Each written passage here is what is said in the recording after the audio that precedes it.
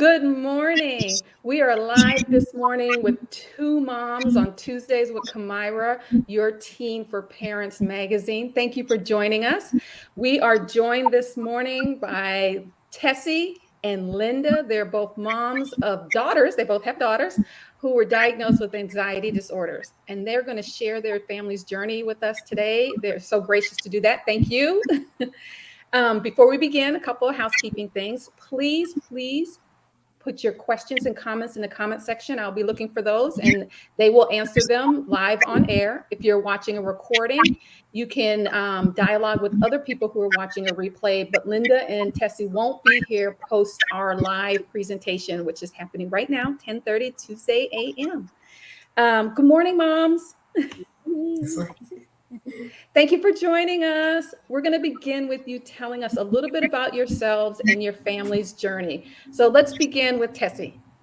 Well, good morning, everyone. I first want to thank Kamira and your Teen for Parents for giving me the platform to talk about selective mutism. Kamira and I went to college, so it's so sweet of her to have me part of the program. My name is Tessie Scroggins, as I mentioned. I currently work as the Assistant Director for Educational Financing at Columbia University with our student veterans, so I help them finance their education. But more importantly, I'm a mom. I'm a mom to a 17-year-old who's a senior in high school and applying for college. And she has selective mutism, which a lot of people haven't heard of. And I'm so happy that, we have this platform to talk about it. And basically, selective mutism is a social communication anxiety disorder, which prevents children, young adults, to not speak in certain situations. So the anxiety is so clouded that there's this fear of talking, but in certain situations. And as a young child, Maya met all those milestones, right? When you're pregnant, you read the book, What to Expect When You're Expecting, What to Expect your first year, and she met all those milestones. Most parents won't see changes until the child goes to school. That's where a lot of this anxiety will present itself, correct? Because, right, in school, you're expected to talk. But I guess we can go a little bit more into later in terms of the diagnosis and what type of help Maya's had. I'll give Lynda the opportunity to share her story. Hi, I'm Lynda Singletary. I have a daughter who's 17 years old. She was diagnosed with anxiety disorder when she was in seventh grade, specifically obsessive compulsive disorder, which is defined as kind of like, in layman's term, excessive worrying. And worrying to the point that you stop yourself from engaging in situations. And how excessive that can be is during the COVID, during the sort of the high point of the COVID, when we all went home in March 2020, that through that summer, it just got worse and worse. And the point that, not that fear that she would get COVID and be sick, but that she would touch something and then that we would touch it and then we would be contaminated and we would die and she would be the cause of that. Okay. And so that's how... I'm going to interrupt you. I'm sorry. Tessie, do you hear echo and stuff when Lynda's talking? No, I don't. Okay, so it's me. So you go ahead. I just wanted to make sure that everyone was catching what you were saying, Lynda. Go ahead. Yeah, I do hear an echo though when I'm talking. So if you hear it, it's fine as long as so that Dale says the sound is a bit squeaky. Take off your earbuds. It may be better. Sometimes it's better if you just disconnect those. Let's try it again. Okay, there we are. Is that better? Yeah. Okay, that's better for me actually too, because it was sort of like a delay going on. And so that's how excessive compulsive disorder can go to, and we can talk about that more. For myself, I'm a development director of a small school here in Falls Church, Virginia. I've worked in development through many years, also in development as a contractor, doing a lot of procurement and working with teams, virtual teams. It's mostly what I've worked on. We're going to start with Sherry. She says, thank you for sharing your stories and journey. I agree, Sherry. This is very gracious of them. We're happy to have you there. Okay. Why don't we go back to Tessie? Tell us a little bit about what were some of the clues and what was how you could reach the diagnosis and received help? Sure. So I got to look at my notes. When I first start with just some of the stats about selective mutism, which is 1 in every 140 children are diagnosed with selective mutism.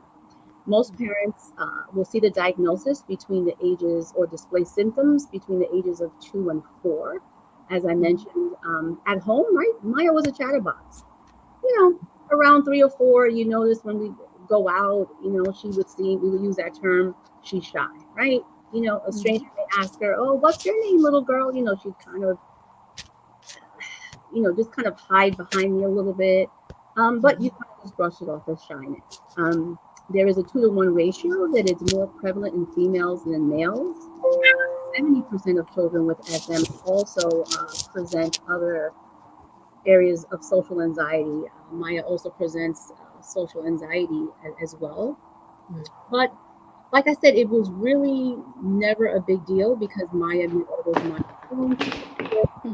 It wasn't until a good friend of the family, I call her like my she's a social worker and she deals with early childhood education. And she's the one, like, she would babysit with Maya a few times, and she was catching these little glimpses of selective mutism. I had no idea. I never heard of the term. I started to then do research, read books. A parent that went to where her child went to the same school as Maya in elementary school, she was a graphic designer. And she brought it to my attention. She said, Tessie, I'm designing a brochure for the Child Mind Institute. And they have a program about selective mutism. I'm like, what? So I immediately called. For like 2 years, I went to their free seminars that they had for parents. And then I made the decision to bring her in and get evaluated because she had all those telltale signs, which is at the age of 4, when Maya started pre-K. She did not speak to her peers. She did not speak to her teachers for an entire school year. Which was very, very panicking, as a parent. But funny enough, you'd pick her up from school, you walk 2 blocks away from the school, chatterbox, chatterbox, chatterbox. So it was just very interesting that the anxiety was around being in school, right? Because in school you have to talk, right? By age 5, you already have to learn how to read. You have to do show and tell. So all these scenarios promoted huge anxiety for her. So basically, I started my journey at the Child Mind Institute. They are wonderful. We were able to bring in Maya. She did get diagnosed with selective mutism. And we immediately began with behavioral therapy, or what they call exposure therapy, right? Putting the child in these fearful situations, right? Which is not what you want to hear, right? As a parent, you want to protect your child.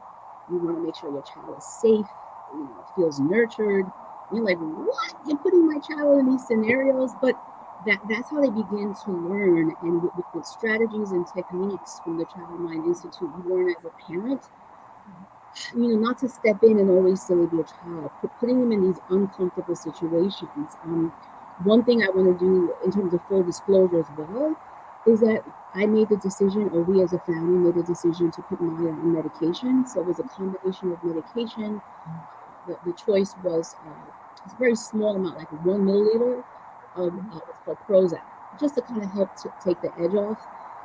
And the reason why I did that as a parent is when you start to see your child, when they can't do day-to-day activities such as raising their hand to ask to use the bathroom, that was disheartening. At the age of 6, Maya had 3 urinary tract infections because my poor little girl could not raise her hand to say that she has to use the bathroom. Imagine as an adult holding it in for an entire day, where it promoted, and she got these urinary tract infections. It was so disheartening. But I learned that with the medication, with behavioral therapy, this exposure therapy, she's making strides. And then we'll kind of talk a little bit later in terms of what are the strategies to do that when you have a teenager. But I'll let Lynda talk a little bit as well. I think so. That was great. You're going to tell us about your journey, and then we're going to go back to, we have a comment or question or two, but first let's hear about your journey, and then we'll get to those. Okay, so I'm going to let you know there's sort of like a wavy sound, and you guys are kind of fading in a little bit and out. But now it's gone. Now it's gone, and Tessie did something. I don't know. Let me just lower my volume. Okay. Okay.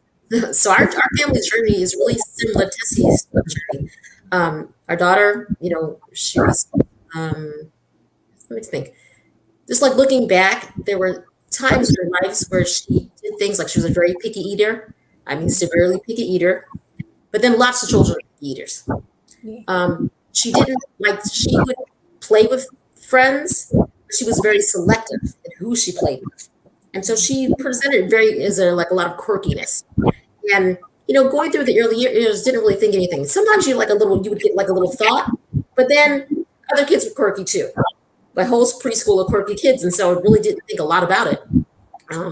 But as time went on, as she went to elementary school, I would notice that other kids would talk to her. They would want to play with her, run up to her, and she would be like kind of standoffish, and really to the point of being rude. I'm like, you need to speak to your friends, and I didn't really understand that that was a manifestation of anxiety in itself. And so we went through I think, elementary school, kind of in that fashion, but she had friends. So it was never, nothing ever rose to the point of, making you really stop and see, what is really going on here. It wasn't until in seventh grade, she changed schools for middle school and we went to a small private school. And that's when, we went through about 3/4 of the year and she just had like a meltdown. And the school called her and said she just isn't functioning. She can't move or anything. And that was just like the anxiety had gotten to the level where it was just like at the pinnacle, and there was she just couldn't move. So it's kind of chronic in a way. And what was happening is that when OCD, she was diagnosed with anxiety and obsessive compulsive disorder. But OCD, when we think about OCD, we say, oh, we make jokes about it. Oh, you're so OCD. People are cleaning. Or and we shouldn't make those jokes because I can tell you that there are families whose children are, because of fear of contamination or fear of going to the bathroom, that something bad is going to happen to their parents, their parents are going to die, that they're in the bathrooms for 18 hours a day. So yeah, so there are children who, it can be so debilitating that someone can't function in society. Well, thank God we haven't gotten to that level, but we've had to stop school, and we had to stop school at that point in seventh grade and take a look at what was going on. So we bounced back, and she went to eighth grade, and things were picking up, and so we got a therapist, and we did start taking the same thing. We made a decision to start taking medication because it's sort of like you're kind of stuck, and you need to get unstuck to be able to do the therapy, to do the work to help you. Yeah. And we went on, once we went to high school, we stopped going to therapy, which was probably a bad decision, but because you kind of feel like you get to the end of a journey, you're done. But you realize this is like a lifelong journey. It's not, you're not done, and we really, at that point, even though she was going to therapy, we really didn't have that education. And that's unfortunate because I think we need to have more of that education in society overall about these disorders. About 2 to 3% of the population have OCD, so it's a very small amount of people. But anxiety disorders overall affect a lot of people. So there's selective mutism, there's social anxiety, agoraphobia. There's all different sorts of disorders that fall underneath anxiety disorder. What happened during COVID? I think during the isolation, kids being home from school, virtual learning, all of that just really kind of brought it back to a head. And what we realized was that she was having intrusive thoughts. But I think that the intrusive thoughts have always been there. But when you have more time at home to think, and you're not busy in day-to-day life, it all kind of just came to exploding. And she was having so many intrusive thoughts that she just she couldn't function again. Because you couldn't even think from one thought to the next, because then another intrusive thought would come. And understand that these intrusive thoughts can be very violent and very aggressive. And so they're very, you're on high alert all the time. Like if you just touched her, she would jump. So, so now, again, we had to change our therapy approach. She really needed what is called exposure prevention response therapy, which is kind of the gold standard for OCD. Talk therapy does not work. Another thing we had to realize as parents that we were accommodating a lot of her behaviors. And so there's a difference between being supportive and accommodating someone. And so that's where we're at now. So she's doing well, back in school full time. But we're taking it day by day. And I think one thing to really emphasize is that your journey is your journey. Don't get involved with other people think, especially family members, other family members. You have to do what you have to do for your child, for their future. Okay, we're going to look at some questions and comments right now. Right, there is still, this is interesting. We haven't had this issue, but every day there's something new to look forward to. Yes. If you two look at the bottom of your screen, you'll see a bar, and there's a mute button.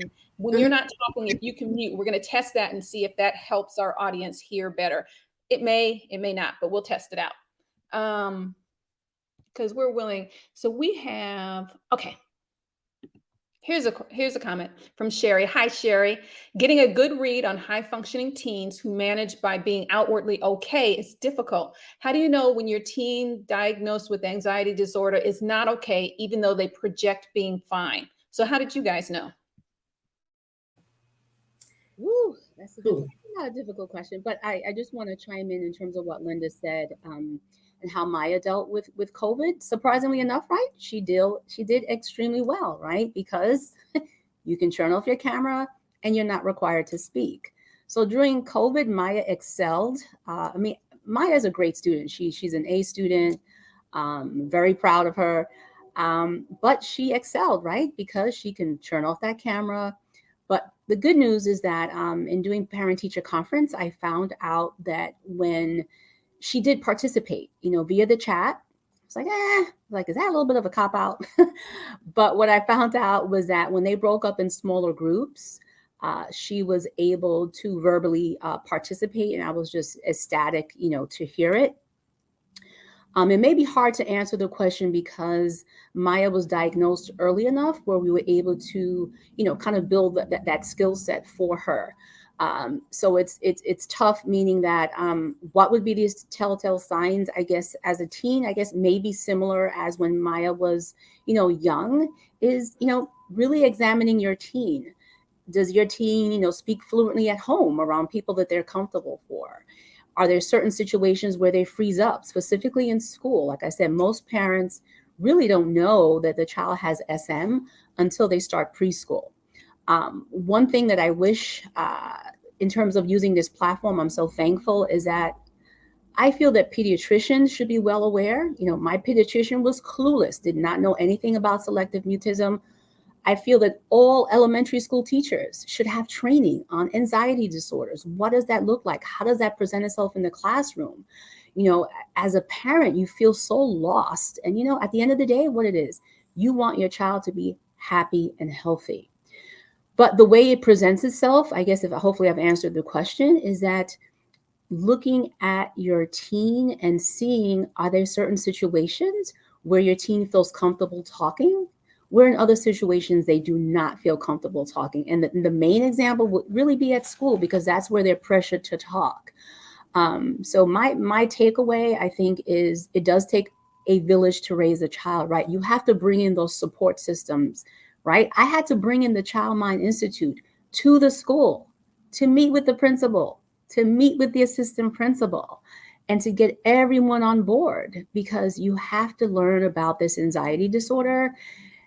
And I really had to put my foot down, let me tell you, because they wanted to leave Maya, leave her back a year when she was in the first grade. And I was like, oh, no. I feel that the school would make certain accommodations verbally and then renege on that. Like Maya, she couldn't read out loud in the classroom, but I was told, right, well, you can videotape her at home. Videotape her at home, reading at home. Maya's bright. I would bring in the tape and then, they reneged on that. No, we're going to leave her back. She doesn't know how to read. So I really had to put my foot down and make it very clear. You know what? Next year, the Child Mind Institute is coming in. They're training each and every teacher, any other staff member that needs to learn about selective mutism and how does it present itself in the classroom. So yes, I'm that mama bear. You don't do right by my child, you will be hearing from me. But no, pretty much I just feel that it's a collaborative kind of approach of bringing in those important people, teachers, principals, the janitor of the school, the lunch attendant, anyone that's going to be exposed to your child to help in kind of nurturing and knowing that skill set, right? One of the skill sets that we learned in the beginning You know, open-ended questions can be a little bit difficult. How about a forced choice question like, hey, Maya, what would you like to have for dinner? Chinese or Indian food? So you're giving them two options and they can respond. So you begin to learn these techniques, and definitely it was just so important to have all the teachers involved in terms of helping my child. I'm going to thank you for that. I am going to, I can't remember because I have some questions and stuff, who asked us to mute, but that was great. So if you mute now, yep. So thank you for that, who asked us to do that, because that's perfect. And I have a comment from Lydia, which is a beautiful one. It says, as friends, do you have advice on ways to try to speak to a teen with selective mutism? Are there specific things to do or not to do? And I'm going to expand on that and ask for Tessie to answer that as far as selective mutism. But I also want Lynda to answer that in terms of her daughter, because it applies also. What can friends do? How can friends relate to make things easier for the teen? Lynda, why don't you go first? Yeah. Okay. Hi. So I had to encourage my daughter to share with her friends her journey. Because I said, sometimes, when you sort of, go away, kind of like you're not engaging with your friends because you're having anxiety about texting, and what are they going to think, and being on social media. I think if you just lay out the truth, and I told her, you don't have to tell the world, but the people who are close to you, let them know I'm having a hard time right now. And so if you're not, then if you're kind of off, with them on the texting, because that's what the, teenagers do, is just all texting now. Then they know and they understand. I go, and the people who are your friends will be your friends. I go, tell them what's important for you to hear, like not making jokes about OCD, because it really is, and it also affects the person's self-esteem. Like, as they see friends doing other things, and sometimes they have a hard time doing those same things. And these are sort of like the teenage milestones, or teenage kind of what we have ideas about teenagers' nostalgia, the development milestones they should be doing, while each person is really different. So, not to make jokes about it, not to be like, oh, you're so OCD. Just kind of being conscious of and deliberate in our words. Of course, you're among friends, and we all joke among friends, but we have to be a certain level of closeness before I'm going to joke with you about your condition. And then it has to be okay with you too. Yeah. And I just want to go back to the high functioning.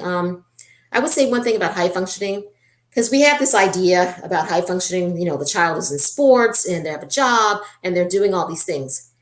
But sometimes when people have anxiety disorders, they keep themselves distracted. And distracted is good, but what happens is they go from one thing to another, and there's no time in between to stop and think. And when you have an anxiety disorder, overthinking is a problem. So having too much downtime can be also an issue. But you got to make sure that your child's life is not so filled, they never have time to process the feelings and to live with the anxiety. Because there's going to come a time in their lives when you don't have, right now as a teenager, your parents are financing your life pretty much. The time will come, like when, living on your own, when you'll have to figure it out. And you'll have to fill that space and void. And if you just go from one thing to another and don't ever take the time to address the feelings and what's happening, like why do I do certain things? What is the feeling behind it, and deal with it? Then problems will come.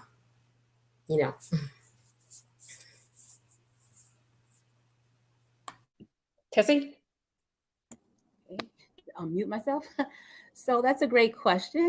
And it's a learning process. I'm going to be honest. I'm not an expert on selective mutism, but you take it day by day. Some days are great, some days aren't. But as a friend, you know what? You're doing the right thing. You're educating yourself. You're here. You're learning. That's the first step, is educating yourself about selective mutism.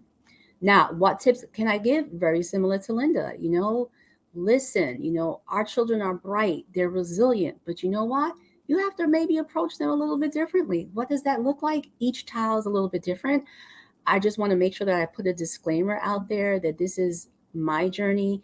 I'm just giving you advice, but you have to seek professional help, and you have to decide for yourself, what's going to work best for my child. Because what may work for Maya may not work for your child that has selective mutism. But I'd say as a friend, you're doing the right thing. You're being there. You're here. You're present. You're listening. You're educating yourself. What can you do?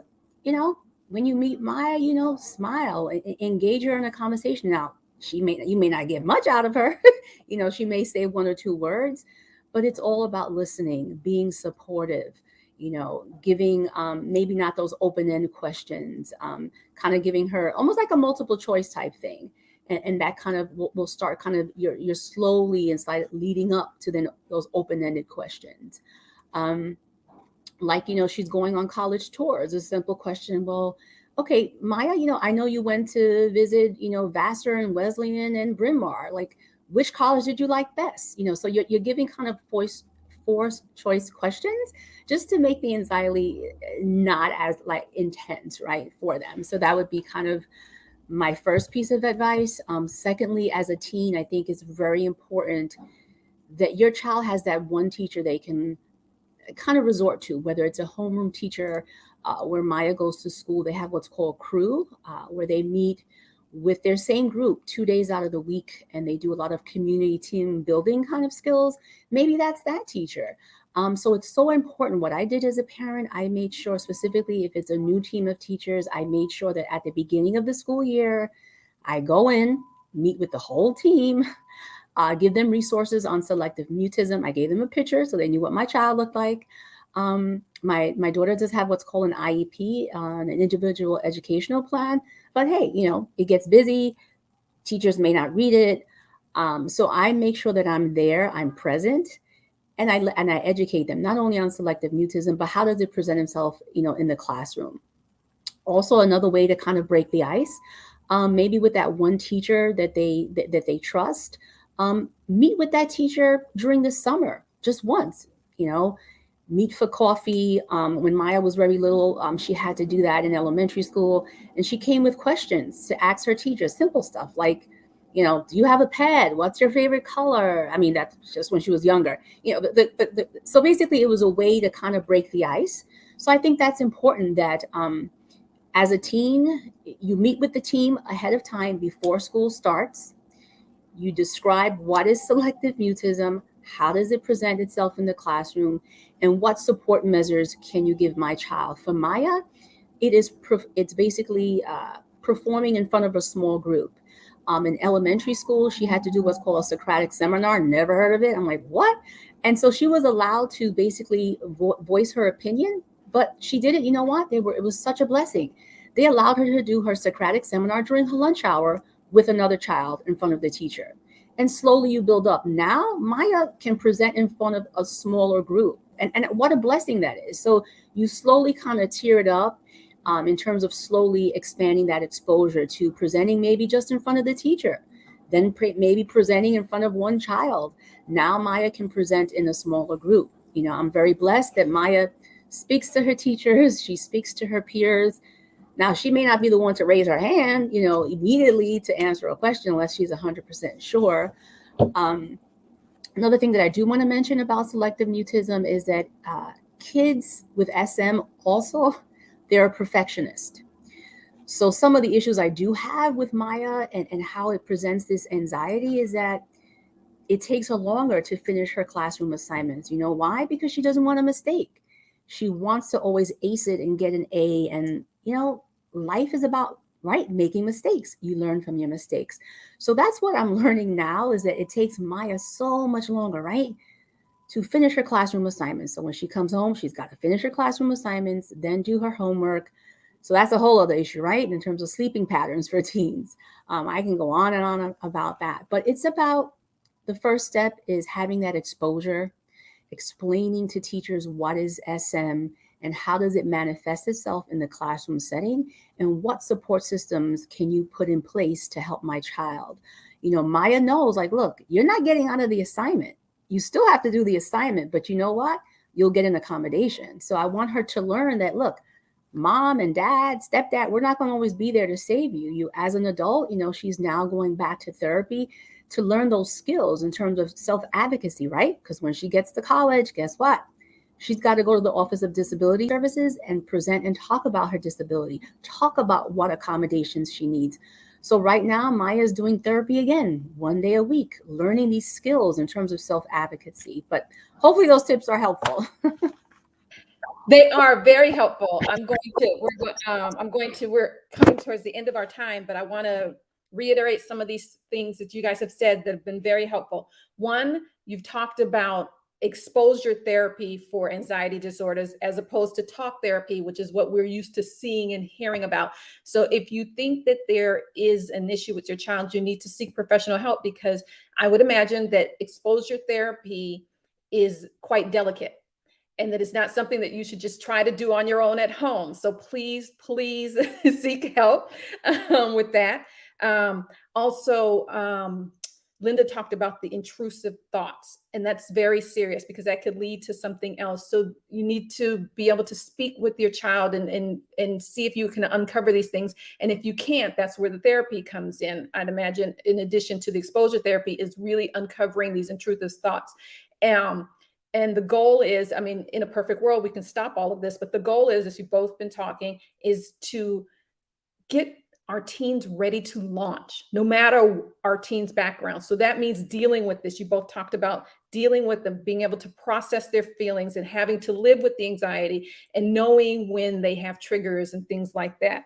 And to build relationships with people with whom they're going to have consistent exposure, like a teacher, ahead of time. Build a relationship with that teacher ahead of time.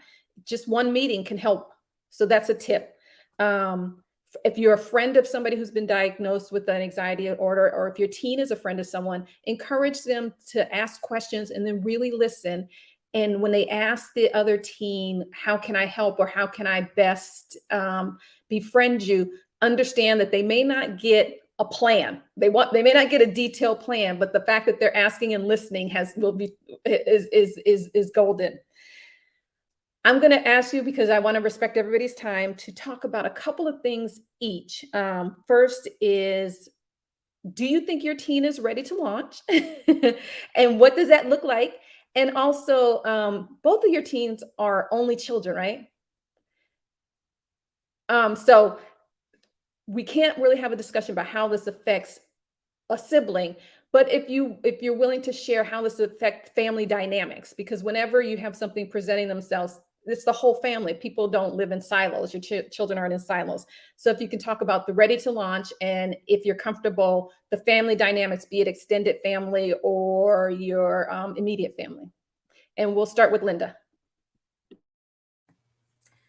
So my daughter, I don't think she's ready to launch, but she's getting there. And also, she's a really big advocate for herself. And I have to say, in this whole journey, she has been really like a main driver. I mean, she has opened our eyes. You know, she is the one who was like having issues, and she went searching for answers long before like I even knew what to do. Like, I know there's go to therapists. Well, you find a therapist. I really didn't know there was all different kinds of therapy. You know, CBT, which is cognitive behavior therapy, and ERP, the exposure response prevention therapy, is kind of a subset of that, specifically for OCD. So she really is a really good self-advocate. And so I think that because she built those skills early on, I think that's going to serve her well.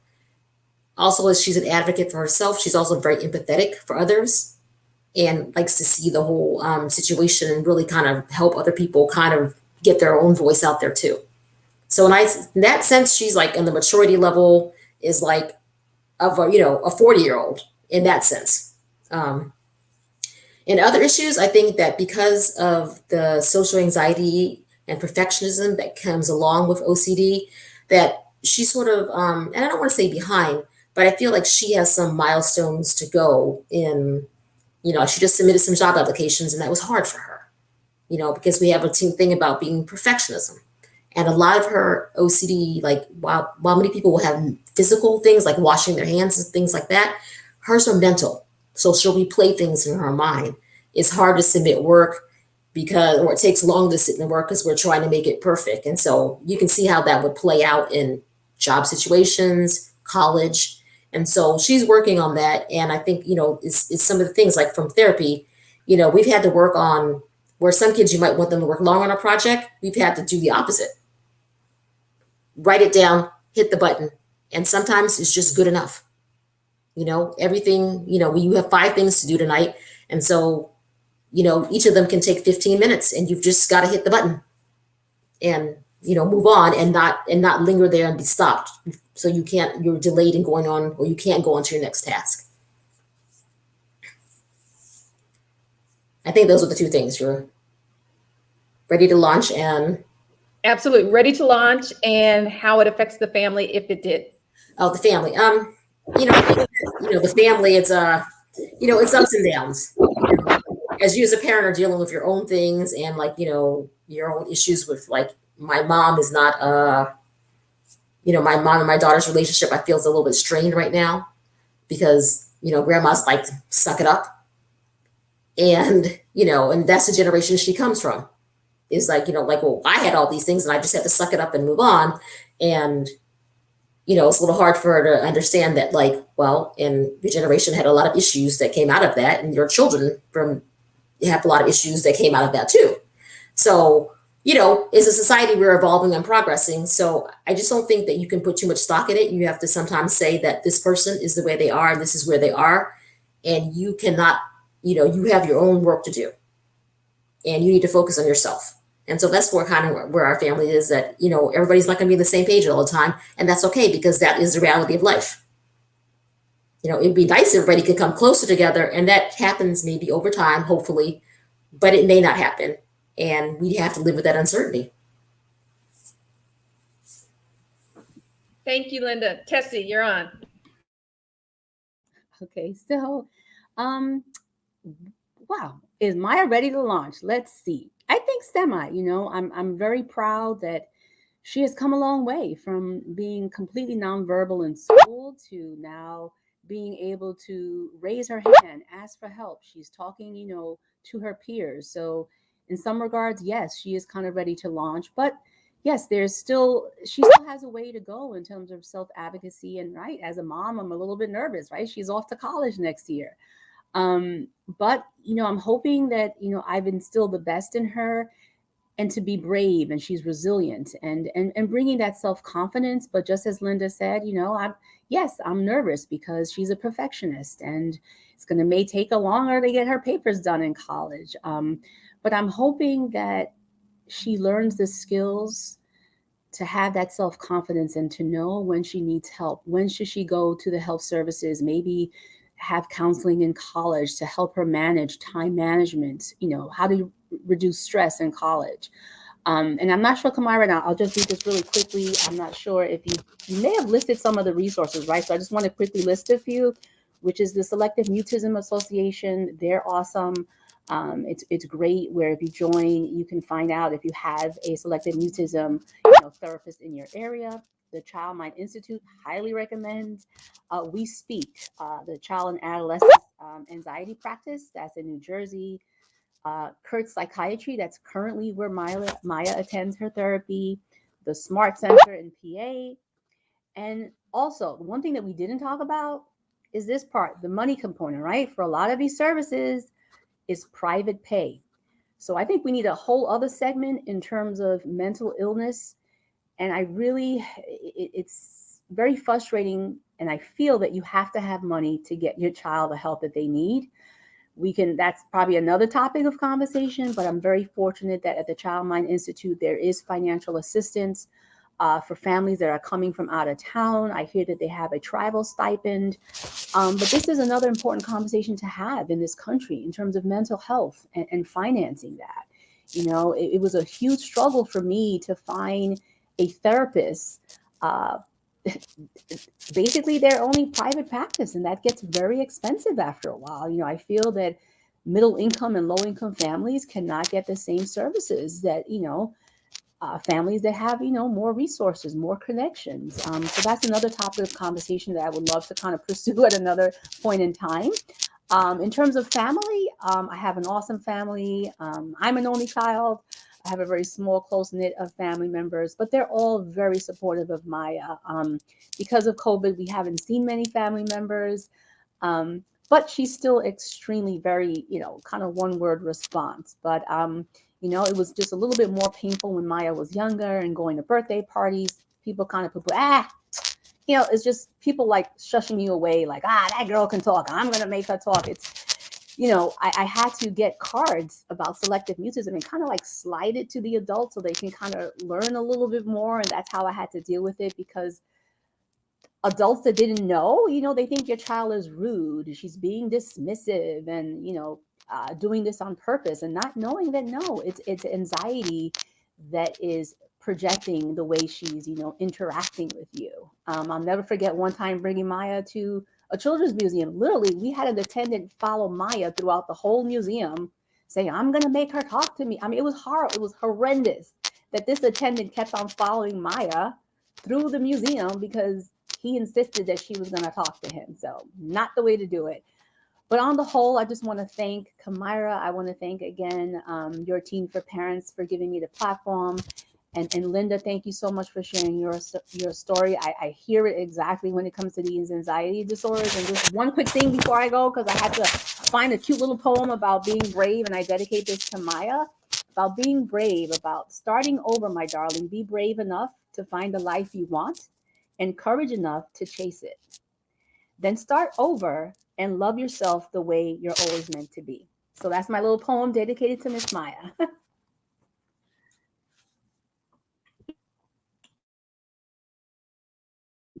Thank you for that. I want to thank you for joining us and sharing your stories. I also especially want to thank your daughters for allowing you to do this, because it really is their story, and they've allowed you to come on and share it with us, and it's going to help other families. I know we're a little over, but because we have two people on, I want to make sure that everybody knows, please scroll through the comments. There are links and there's helpful information, the things that may help your family take the next step if you have a similar journey in your future.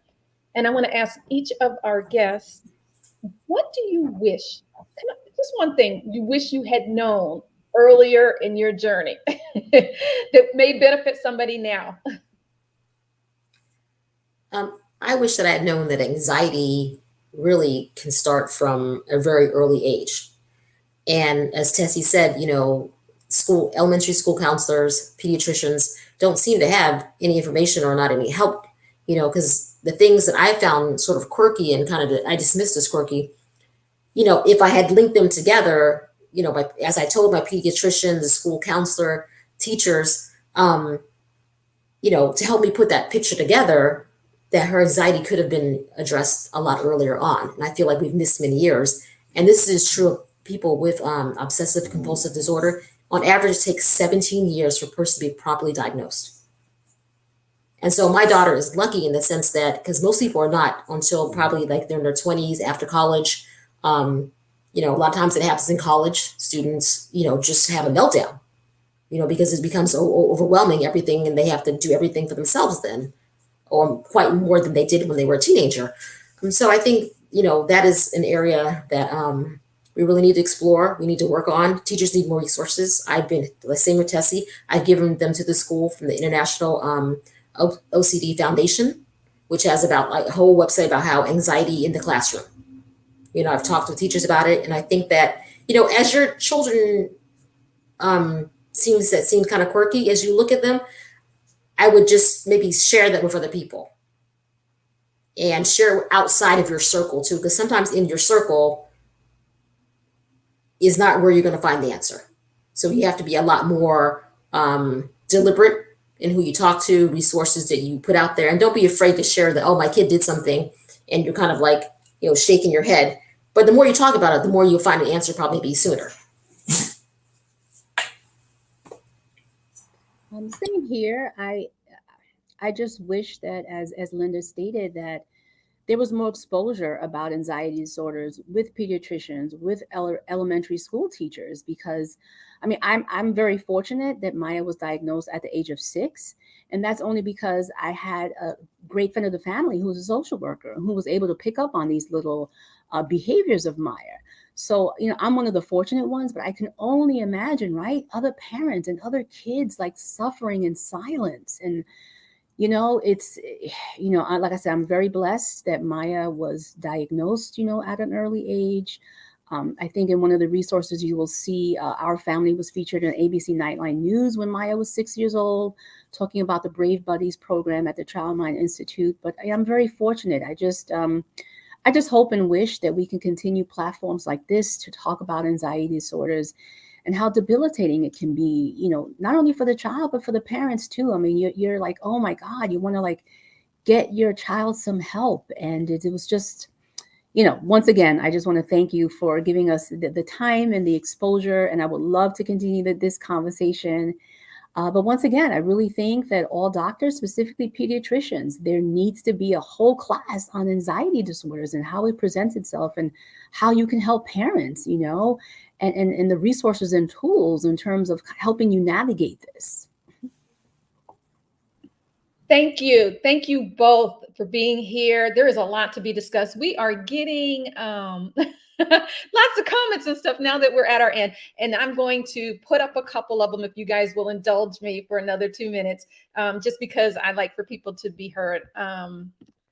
So Kim says, my daughter, her youngest, has been diagnosed with anxiety at age 3, among other things, and we are still working to get diagnoses. It can be very overwhelming at times, yet it's a relief to know that she has this diagnosis and that it is recognized.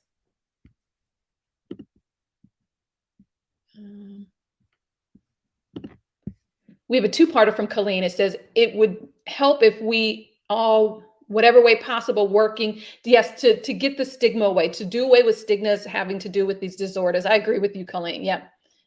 To really, and her second comment addresses that too, that within our culture, if we can destigmatize anxiety disorders and understand that everybody is different, and that if we meet each other knowing that this is my difference, this is your difference, that we can go a lot further.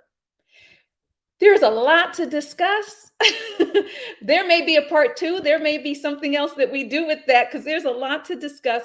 But I want to release everybody and remind our audience that you can see us again. Please come back tomorrow, Wednesday, 10:30 a.m. Eastern time, when we have coffee with Jen and Sharon. They are moms, and they dish motherhood and raising teens on Wednesdays from 10:30 a.m. Eastern time on the Your Teen for Parents Facebook page and YouTube channel.